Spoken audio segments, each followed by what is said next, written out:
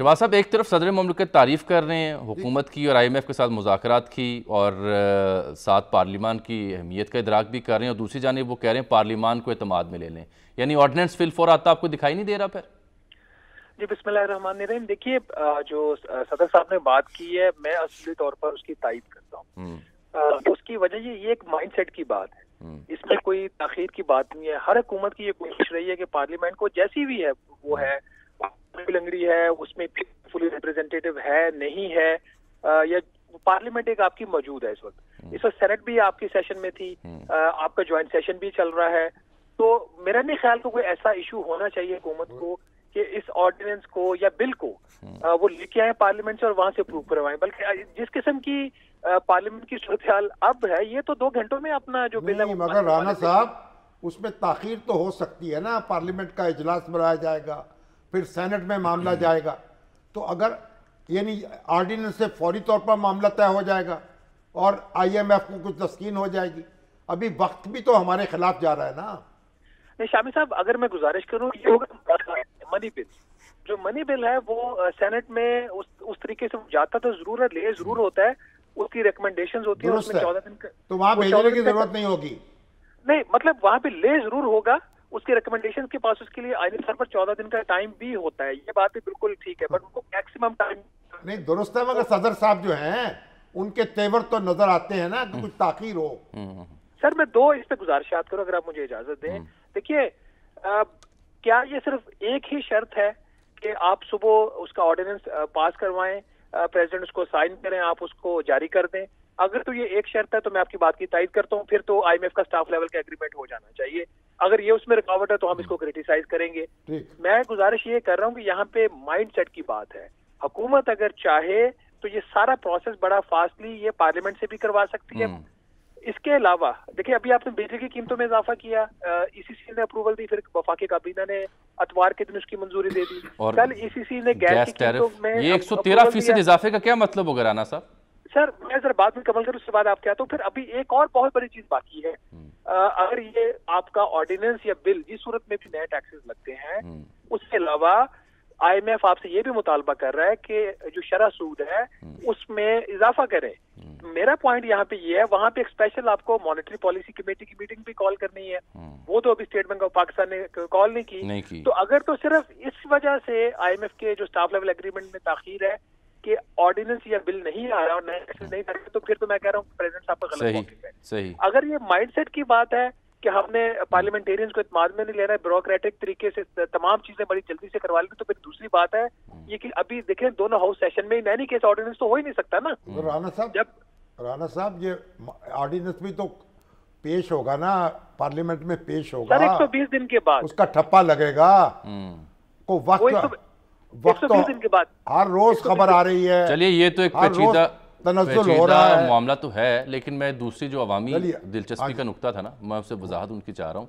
राना साहब की स्टोरी भी थी, 113% गैस टैरिफ में इजाफे का मतलब क्या होगा? अगर मैंने अपने आप को समझाना है और आम शहरी को समझाना है कि मैं और वो कितना मुतासिर होंगे। देखिए, पहली बात ये कि क्या इस वक्त गैस की कीमतों में इजाफा होना चाहिए था? जो मुल्क के हालात है, ये बिल्कुल होना चाहिए था। ये आज नहीं, आज से साल पहले, 2 साल पहले हो जाना चाहिए था। आखिरी दफा जो इजाफा आया था वो कोई सितंबर 2020 में आया था। उसके बाद कोई मेजर गैस की कीमतों में इजाफा नहीं हुआ। पाकिस्तान की जो दोनों गैस की कंपनियां हैं, SNGPL और SSGCL, उन दोनों के जो माली मामला है बहुत खराब है। और उसकी एक बहुत बड़ी वजह यह है कि हम महंगी गैस लेते हैं, बाहर से LNG इंपोर्ट करते हैं और इंतहाई सस्ते दामों, एक मखसूस, मैं भी उसका बेनिफिशियरी हूँ, शायद आप भी हों, हमको 27-28% पॉपुलेशन है जिसको ये पाइप गैस मिलती है। बाकी तो LPG सिलेंडर से पूरा मुल्क आपका चल रहा है, क्योंकि मुल्क के अंदर उस तरह गैस नहीं है। तो ये तो वजूहात होगी ना, बैकग्राउंड हो गया। 113% इजाफे का मतलब क्या है? मतलब ये जो टैरिफ मौजूद है उसमें इजाफा हो जाएगा 13%। अभी भी जो टैरिफ था, इन्होंने जो इंक्रीज किया, मेरा ख्याल कोई 8.5% से लेके 113% है। जो सबसे कम स्लैब है, जिनका सबसे कम यूज है, उसके लिए वो 8.5% है। जैसे जैसे आपका जो इस्तेमाल है वो बढ़ता जाता है, तो जो उसके ऊपर जो इंक्रीज है वो आता जाता है। इनका जो मैक्सिमम स्लैब है, जिसका मंथली यूज सबसे ज्यादा है, उसके लिए मैक्सिमम 113% इंक्रीज है, किसी के लिए उसके बाद फिर कोई 81% इंक्रीज है, किसी के लिए 50% है, किसी के लिए 33% है। डेफिनेटली इस वक्त जो सूरत हाल है, जो मैंने स्टोरी में भी हाईलाइट की, 3 चीजें एट अ टाइम आप आवाम को अब हिट करेंगी। बिजली की कीमतों में इजाफा, वो इंतहाई इजाफा वो भी हो रहा है, वो दूसरा इजाफा हो रहा है, वहां पे इजाफा गलत हुआ है, उसकी मैं मुखालफत करता हूँ। गैस वाला मैं सपोर्ट करता हूँ, क्योंकि बिजली की कीमतों में इन्होंने, आपको याद है कि 7 माह पहले भी कोई रफली 8 रुपए फी यूनिट इजाफा किया था, और मैंने उस वक्त भी कहा था आप इसको 50 रुपए फी यूनिट पे इजाफा कर दें तो जिन वजूहात की वजह से सर्कुलेट बनता है, जिसको खत्म करने के लिए आप बिजली कीमतों में इजाफा करते हैं, वो फिर खड़ा होगा। तो इन्होंने फिर वही गलती दोबारा की है। दूसरा, गैस की प्राइसेस में जो हिट आएगा वो आवाम को तंग करेगा। और तीसरा, सबसे बढ़कर जो नए टैक्सेस लगाए जा रहे हैं, नए टैक्सेस में जो सबसे रिग्रेसिव और इंतहाई महंगाई करने वाला जो एक उसमें मैयर हो सकता है, वो है जो जनरल सेल्स टैक्स के रेट में 17% से 18% उसको करना। तो ये 3 चीजें जी 1% का इजाफा, जो उस ये जो तीनों चीजें जब कंबाइन होंगी तो लोगों की परचेजिंग पावर बहुत बुरी तरह मुतासिर होगी। महंगाई में तो इजाफा होगा ही होगा। अब लोगों की वो, हमें ये बात हमेशा ध्यान में रखनी चाहिए कि आपकी पॉपुलेशन का आधे से ज्यादा हिस्सा उस जगह पे है जहाँ पे अब वो अपने खर्चे काटेगी। और एक और चीज, अगर कोई आपको ये कहे और मुझे कहे कि सपोर्ट प्रोग्राम से आप लोगों को रिलीफ भी तो दे रहे हैं, उस बात पे मत जाइएगा। वो आप पॉपुलेशन का इंतहाई कम एक हिस्सा है, और वो फिर रिलीफ की मद क्या है सर? उस रिलीफ में तो महीने का राशन नहीं जमा होता ना सर। उस रिलीफ में, उस मद से सर आटा घी चावल पूरे नहीं होते ना, 2 वक्त की रोटी होती। कुछ कर लें, पाँव चाहे सराहने पे रख लें, चाहे पांती पे रख लें, कमर ने दरमियान में रहना है। एक तो मुश्किल से तो गुजरना पड़ेगा, एक तो कमरे हिम्मत तो कसनी पड़ेगी और सब्र भी करना पड़ेगा। मैं माफी चाहता हूँ कि बात काट रहा हूँ, फिर मेरा एक सवाल है यहाँ पे, मैं आपसे बिल्कुल इत्तेफाक करता हूँ, सबको मिलकर गुजरना चाहिए। ये 85 अरकान की काबीना क्या कर रही है यहाँ? ठीक है, नहीं 85 सर, और जो मरात हैं, जो पर्क्स हैं, वो तो गिनने में नहीं आती। और पार्लियामान का एक दिन का इजलास देख लें, कितने रुपयों में पड़ता है, कितने करोड़ों में पड़ता है। नहीं सर, खत्म नहीं कर दें, कम करें ना, कम करें अखराजात। ये क्या, ये लोग गरीब हैं सर जो नुमाइंदगी कर रहे हैं हमारी पार्लियामान में? अल्लाह ताला ने सब कुछ दिया हुआ है, ये भी तो बांटे ना अवाम के साथ, अवाम का दुख। इनको अमली तौर पर शो करना चाहिए कि ये भी मुतासिर हो रहे हैं, ये एटलीस्ट प्रिटेंड करें ताकि सॉलिडारिटी हो।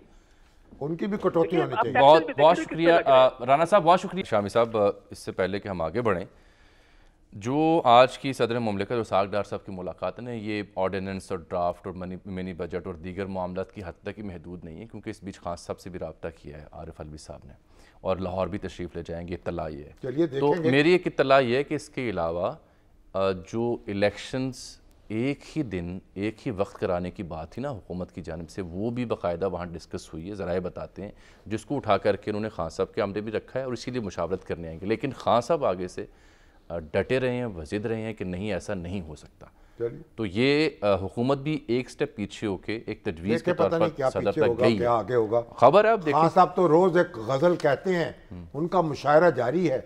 एक शेर कुछ कह रहा है, दूसरा शेर कुछ कह रहा है। सर इसको सियासी हिकमत अमली कहा जाता है जदीद साइंस में। हिकमत अमली है, भले वक्तों में तो उसे यूटर्न कहा जाता था ना, है नहीं, तजाद कहा जाता था। कहा है अब वो बाजवा साहब जो है ग्रेट 22 के थे, अमेरिका को खुश करने के लिए और रूस की मजम्मत तनकीद कर रहे हैं।